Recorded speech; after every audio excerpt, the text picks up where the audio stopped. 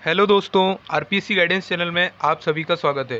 दोस्तों, आज का हमारा वीडियो जो है RBNL junior assistant commercial assistant में हिंदी के इंपॉर्टेंट प्रश्न जो हैं उनका टेस्ट है।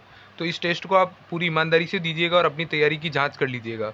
तो इसमें हमारा पहला प्रश्न ये है कि इस बालिका को कहाँ लिए जा रहे हैं, वाक्य का सही क्रमांक बताना आपको। ये पिछले टेस्ट में भी आया था, वापस रिपीट हो रहा है, तो आपको अब तो आ ही गया होगा।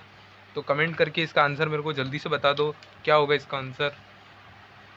तो दोस्तों, आपने अब तक कमेंट कर ही लिया होगा, तो इसका आंसर मैं अब आपको बता देता हूँ जिसको नहीं आया उसके लिए, कि इस बालिका को कहाँ लिए जा रहे हो। तो इसमें बालिका की विशेषता बता रहा है, इस क्या है, सर्वनाम है, तो ये एक प्रकार का सर्वनामिक विशेषण हो गया। तो इसके अंदर बी ऑप्शन जो है वो एकदम सही हो जाएगा।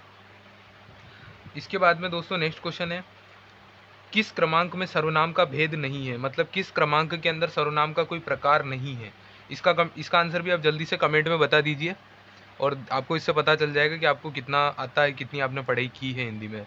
दोस्तों, हिंदी जो है वो बहुत ही सरल है, थोड़ा सा भी अगर आप पढ़ोगे तो 20 में से 20 नंबर ला सकते हो, कम से कम 15 से ऊपर तो आप ला ही सकते हो। तो जल्दी से आंसर बता दीजिए। इसका आंसर जो होने वाला है वो है अस्तित्ववाचक सर्वनाम। अस्तित्ववाचक सर्वनाम जो है वो सर्वनाम का भेद नहीं होता है। तो इसके अंदर पुरुषवाचक सर्वनाम, निजवाचक सर्वनाम, संबंधवाचक सर्वनाम, सर्वनाम कुल 6 प्रकार के होते हैं। उनमें से 3 तो इसके अंदर आ गए हैं, पुरुषवाचक, निश्चयवाचक, अनिश्चयवाचक, प्रश्नवाचक, निजवाचक और संबंधवाचक। अस्तित्ववाचक सर्वनाम कोई प्रकार नहीं होता सर्वनाम का, या कोई भेद नहीं होता, इसलिए डी ऑप्शन जी एकदम राइट हो जाएगा। इसके बाद में नेक्स्ट क्वेश्चन है, माँ बच्चे को दूध पिला रही है, इस वाक्य में कौन सा कारक है। जल्दी से कमेंट में आंसर बता दो इसका दोस्तों।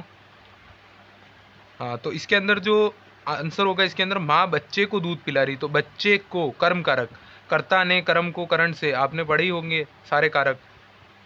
तो कर्म को यानी बच्चे को दूध पिला रही है, तो कर्म कारक जो है इसका सी ऑप्शन होगा। सी है कर्म कारक और डी है अपादान कारक, तो सी जो है एकदम राइट आंसर हो जाएगा, कर्म कारक। इसके बाद में नेक्स्ट क्वेश्चन है कि पक्षियों को पालने वाले के लिए सही शब्द है। ये वन वर्ड वाला क्वेश्चन आ गया है। तो पक्षियों को पालने के लिए जो जो पक्षियों को पालता है उसका आंसर आपको पता ही होगा, देख के आप पहचान जाएंगे। जल्दी से कमेंट में बता दो। इसका जो राइट आंसर मैं आपको बता देता हूँ वो है ऑप्शन बी, शकुनी। शकुनी जो होता है वो महाभारत में होता है, जो आप जानते ही हो, तो वो पक्षियों को पालने वाला होता है, उसको शकुनी कहते हैं।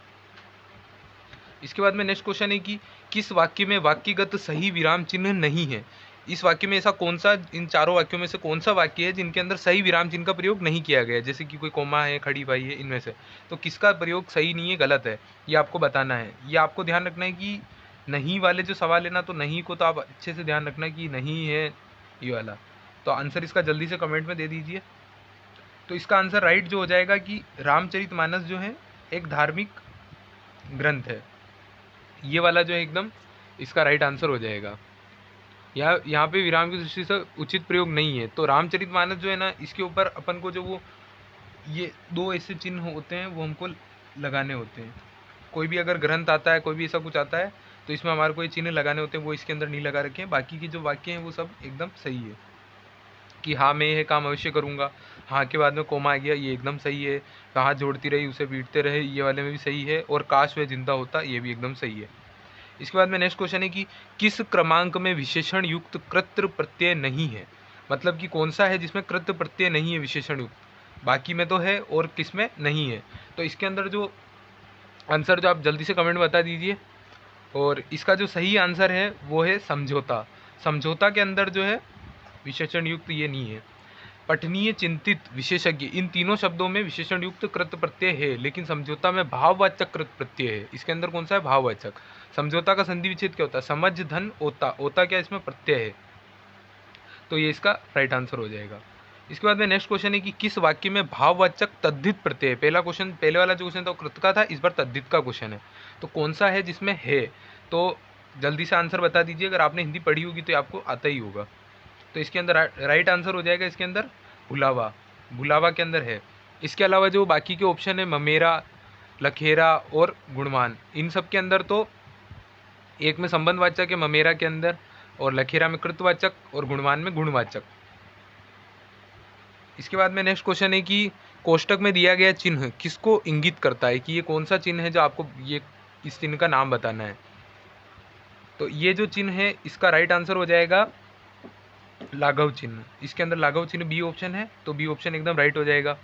और विवरण जो होता है, विवरण का चिन्ह होता है ये ऐसे डॉट वाला, मतलब कि ये वाला जो होता है ये विवरण का चिन्ह होता है। इसके अलावा योजक चिन्ह होता है, वो सीधा एकदम खड़ी एक लाइन होती है उस टाइप का। और लोप निर्देशक चिन्ह, जिसको अपन हंस पद वाला भी कहते हैं, वो ये वाला होता है। तो ये आप एकदम अच्छे से देख लेना, चिन्ह बहुत ही इंपॉर्टेंट है, एक आधा आ सकता है कोई। इसके बाद में द्रौपदी का चीर मुहावरे का सही अर्थ क्या है, ये तो आप ऑप्शन पढ़ोगे तो ये आपको एकदम समझ में आ जाएगा। जल्दी से कमेंट में आंसर इसका बता दीजिए। इसका राइट आंसर हो जाएगा ऐसी वस्तु जो समाप्त ही न हो। आपने देखा होगा द्रौपदी का चीर महाभारत में, चीर हरण के अंदर वो भगवान जो है उसको बहुत मतलब लंबा कर देते हैं, जो वो कभी ख़त्म ही नहीं होता है। तो ऐसी वस्तु जो कभी समाप्त ना हो, ये एकदम डी ऑप्शन जो है वो राइट आंसर हो जाएगा, इसका बिल्कुल सही हो जाएगा।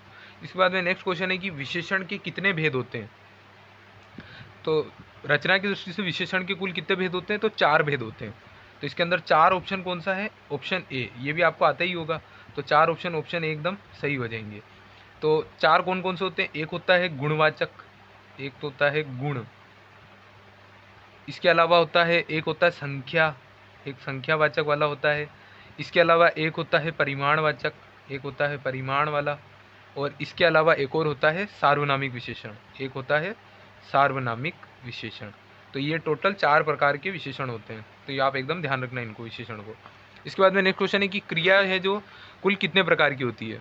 तो मुख्यतः तो क्रिया जो आपको पता ही होगा 2 प्रकार की होती है। तो ऑप्शन डी जो है एकदम राइट हो जाएगा। और 2 कौन से प्रकार है वो भी आपको पता होगा, एक तो सकर्मक और एक अकर्मक। आप मेरे को कमेंट में बताओ कि रचना के आधार पर क्रिया के कितने प्रकार होते हैं,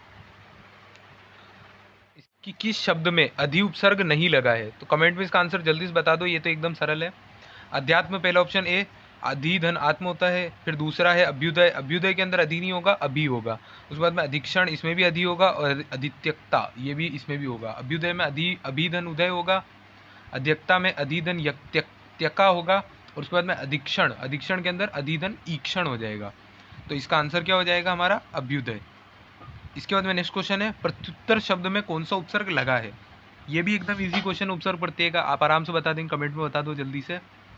और इसका जो राइट आंसर हो जाएगा मैं आपको बता देता हूँ, सी ऑप्शन, प्रति, प्रतिधन उत्तर प्रत्युधर, प्रत्युत्तर, इसके अंदर प्रति उपसर्ग है, तो प्रति एकदम राइट हो जाएगा। नेक्स्ट क्वेश्चन है कि किस क्रमांक का शब्द हाथी का पर्यायवाची नहीं है। तो ऑप्शन क्या क्या है, ए कुंजर, गज, नाहर, हस्ती।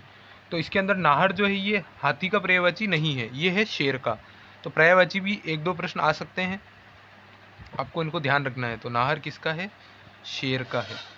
तो ये सी ऑप्शन एकदम सही हो जाएगा। नेक्स्ट क्वेश्चन है बर्बर शब्द का सही विलोम क्या है। तो इसमें आपको विलोम शब्द बताना है, एक बार ध्यान रखना है एकदम, विलोम शब्द। तो इसका विलोम शब्द आप कमेंट में बता दीजिए, जल्दी से बता दो।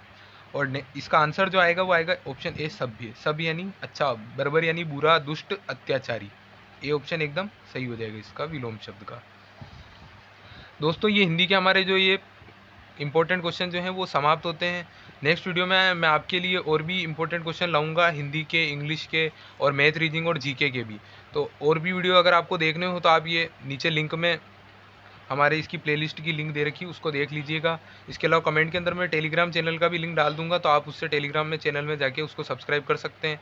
आपको अगर वीडियो पसंद आया हो तो लाइक कीजिएगा और इसको अपने दोस्तों के साथ शेयर कीजिएगा। Thanks for watching.